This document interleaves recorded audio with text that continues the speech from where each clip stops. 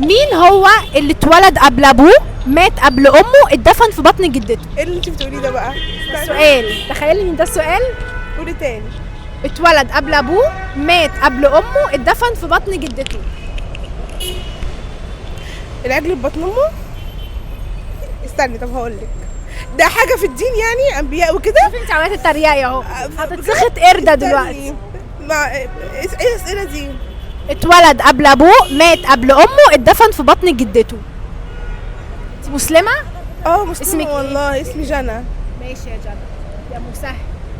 طب هقولك. اتفضلي.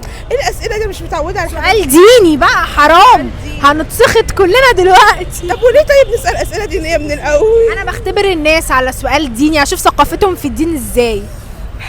دفن في بطن جدته. سيدنا تعرفي حمو بيكا؟ مين حمو؟ ده